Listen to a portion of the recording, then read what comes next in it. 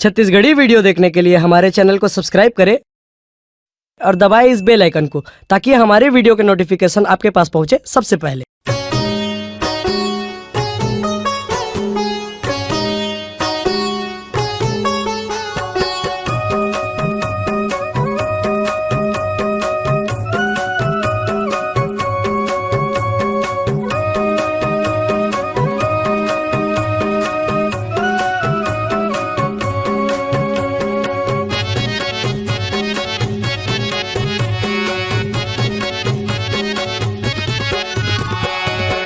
छोटे लइका तोर करत है गोहार, पापा झनपी बेसरा तही हमर देवता धामी करबे बेड़ा पार, तही हमर देवता धामी करबे बेड़ा पार। छोटे छोटे लइका तोरे करत है गोहार, पापा झनपी बेसरा तही हमर देवता धामी करबे बेड़ा पार, तही हमर देवता धामी करबे बेड़ा पार। करबे बेड़ा पार पापा करबे बेड़ा पार, करबे बेड़ा पार पापा करबे बेड़ा पार। ये दरुहा घर के कहानी है, जेकर घर शराबी हुई ओकर घर यही कहानी होथे। तही हमर देवता धामी करबे बेड़ा पार, तही हमर देवता धामी करबे बेड़ा पार, तही हमर देवता धामी करबे बेड़ा पार, तही हमर देवता धामी करबे बेड़ा पार।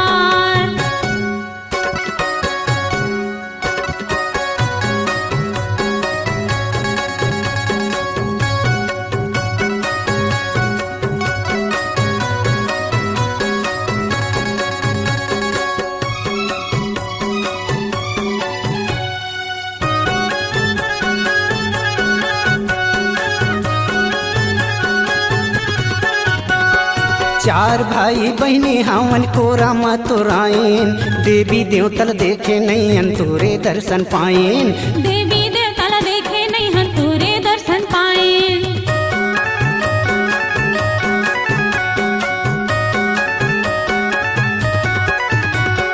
चार भाई बहनी हावन कोरा मतुराइन, देवी देवता देखे नहीं हन तोरे दर्शन पाएन, देवी देवता देखे नहीं हन तोरे दर्शन पाएन। बूटे का खवाई मतुर मुँह के खराब, पापा झनपी बेसराम तही हमर देवता धामी करबे बेड़ा पार, तही हमर देवता धामी करबे बेड़ा पार, तही हमर देवता धामी करबे बेड़ा पार।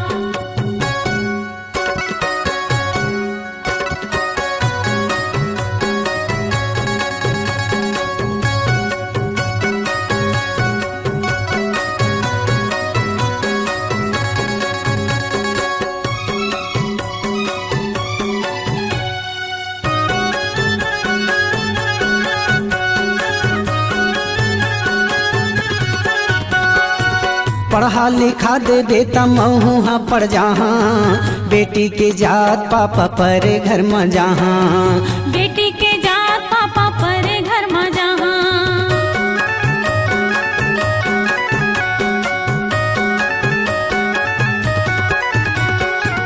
पढ़ा लिखा दे बेटा महुहा पड़ जहाँ, बेटी के जात पापा परे घर में जहाँ, बेटी के जात पापा परे घर में जहाँ। तय बढ़िया हवस ता हवे परिवार, सुंदर हवे संसार तही हमर देवता धामी करबे बेड़ा पार, तही हमर देवता धामी करबे बेड़ा पार।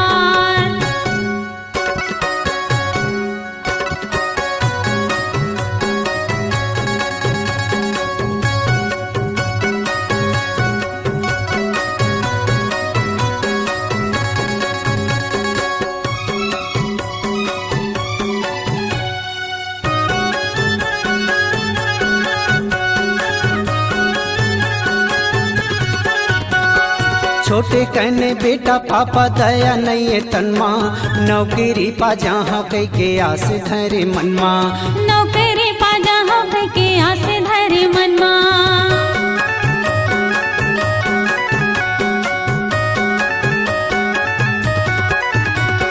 छोटे कहने बेटा पापा दया नहीं है तन्मा, नौकरी पा जहाँ कह के आस धरे मनमा, नौकरी पा जहाँ कह के आस धरे मनमा। दूसर लगुन कहे हंसते परिवार कैसे होही जीव उद्धार कहीं हमर देवता धामी करबे बेड़ा पार तही हमर देवता धामी करबे बेड़ा पार करबे बेड़ा पार पापा करबे बेड़ा पार करबे बेड़ा पार पापा करबे बेड़ा पार। मोर नौजवान साथी आज छोटे छोटे लड़का मन ला समझदारी आगे है। अब आप नौजवान मन ला समझना है और नशा से दूर रहना है। यही आप मन से मोर विनती है।